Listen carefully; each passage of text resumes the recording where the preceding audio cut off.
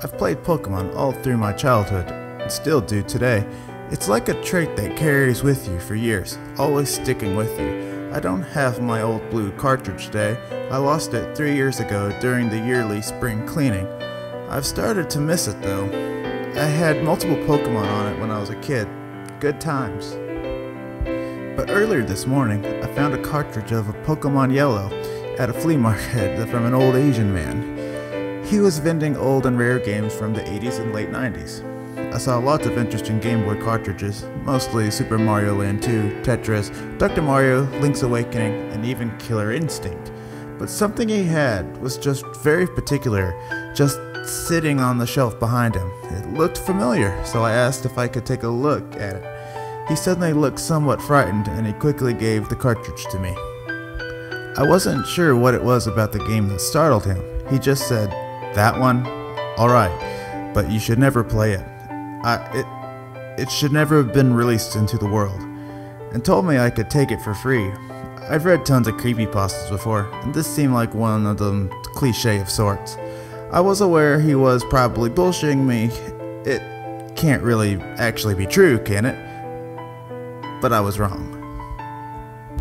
I got home at about 12:45, and I immediately popped in the cartridge and started playing. I named my rival Penis. We all did, then and now. As soon as I walked into the grass, Oak told me the same thing I remember. Not to go out without a Pokemon, blah blah. I never actually knew it would show a battle scene, and a wild Pikachu came out. Nothing out of the ordinary. Well, except for the fact that I never saw it before in the first game. I had blue, as previously stated. A few points of damage were exchanged, and all of a sudden, the music started missing a verse in the background. Strange. Maybe the game was getting corrupted? Ignoring the glitch, I went on, and it later went away when I got the Pikachu. What the hell was I thinking?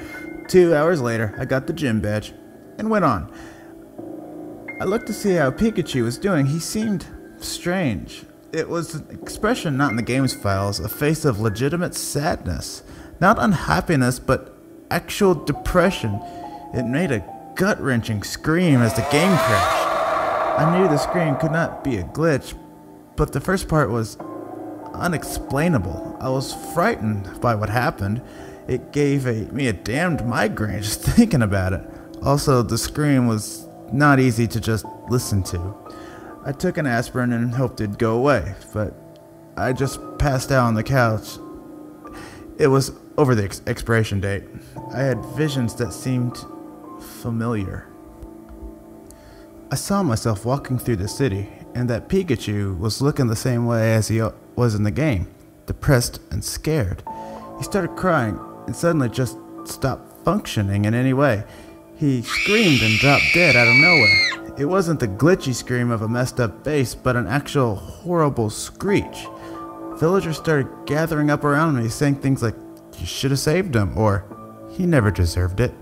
I woke up abruptly, and my Game Boy was on, running. What would you guess? Pokemon Yellow. The cartridge was in there, and it still had a missing verse in the music. My character was spawned inside the Pokemon Tower on a random floor. All the people in the town said the same thing I heard in my dream. "You should have saved him." I walked upstairs to the top, but to my surprise, the massive maze of graves wasn't there anymore. The old man was missing, and there was only one headstone. It had an interaction option. I clicked on it, and a text box appeared saying, "Here lies Trainer Matt's Pikachu."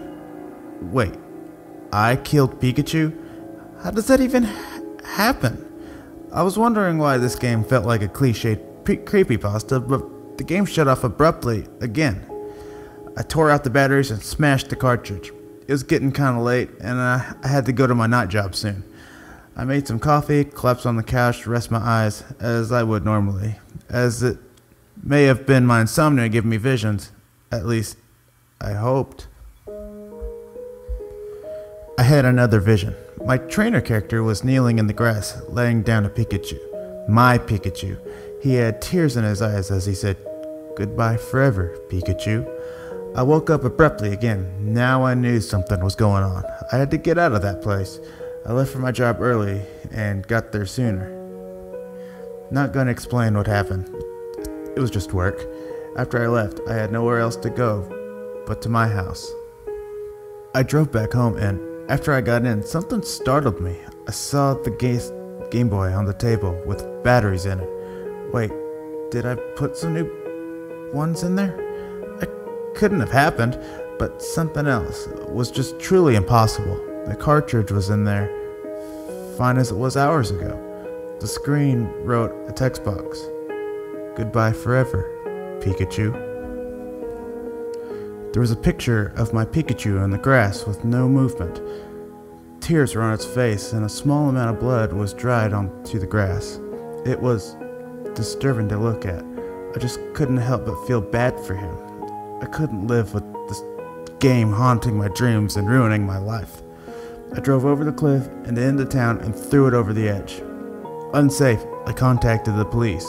They told me the only thing left I could do was to get away was move, and that they never dealt with something supernatural before.